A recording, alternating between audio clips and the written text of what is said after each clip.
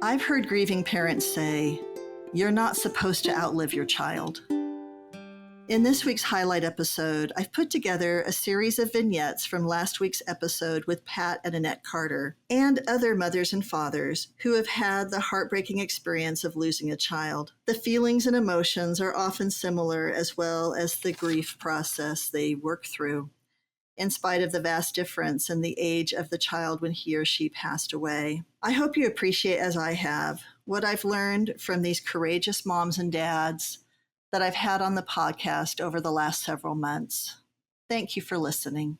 One of my art moms, she had a son that had bipolar, and he died by suicide and years ago. And I had given her a book, and books are very therapeutic to me.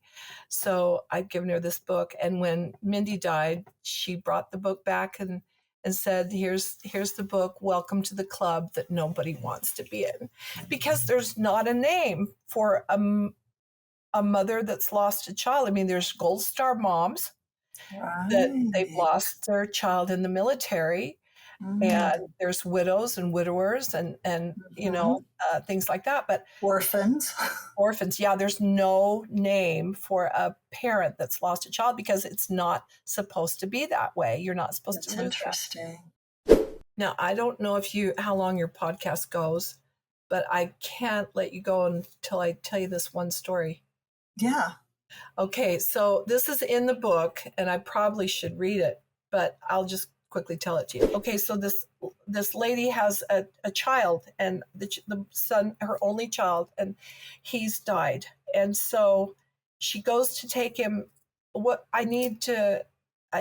They said there's a wise man you can take him to, and he'll help you. And so she takes him to the wise man. Please help me. I need my son. And the wise man says, okay, I can help you. I want you to go through the village and ask, and I want you to get a mustard seed. Bring me back a mustard seed. And she's like, oh, I can do that. And he says, but I want you to bring back a mustard seed from someone who has never known grief. And so she goes to the first house and knocks on the door, and a child opens the door that has lost a leg. And she goes to another house, and the people are so poor.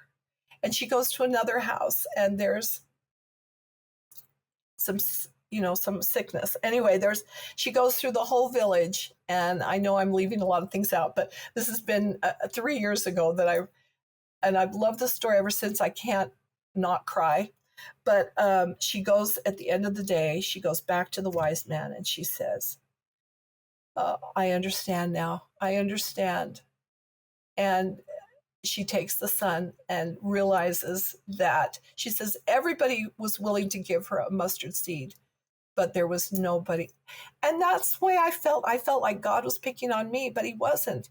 Everybody has their trials. Everyone on this planet knows grief. And I didn't feel so alone after that. And so I went back to the bookstore where I got this book, Is There No Other Way?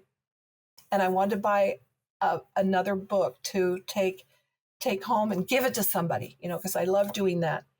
And there wasn't any book. I couldn't find one. But guess what I found?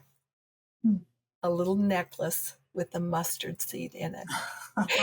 And so when I'm having a pity party and think that, oh, poor me, and I wear that little mustard seed to remind me that I'm not alone. I think that's a whole nother level of my grief that I was not prepared for, was helping her with hers and just like watching my kid grieve, and realizing like it's not just me that's grieving and it's not just Seth that's grieving, but she's grieving too.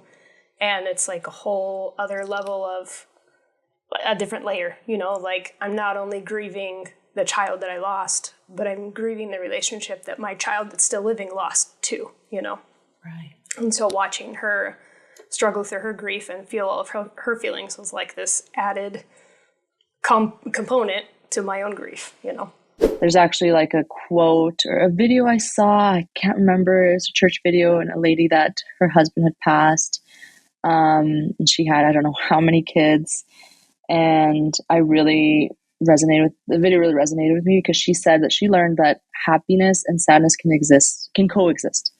They can exist at the same time. And that just like hit me because I was feeling like I had to be either or. I could not be both. Like, that's not possible. But I learned that you can be happy and also still be grieving my child.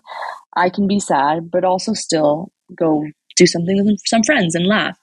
So that took some time to learn, but yeah, we have to allow ourselves to still be happy, and not that you're moving on, but just continuing your life, but still remembering them. You know, it's a weird balance. It's a hard balance. It's so true. That is so true. Thank you for listening to this week's episode of the Good Grief Believer podcast. I believe we grieve better when we share our experiences with others, and I am always eager to hear from other people about their unique grief journey. Please contact me if you would be willing to share your perspective with me as a guest on the Good Grief Believer podcast by emailing me at goodgriefbeliever@gmail.com. That's GOODGRIEFBELIEVER @gmail.com. I look forward to hearing from you soon.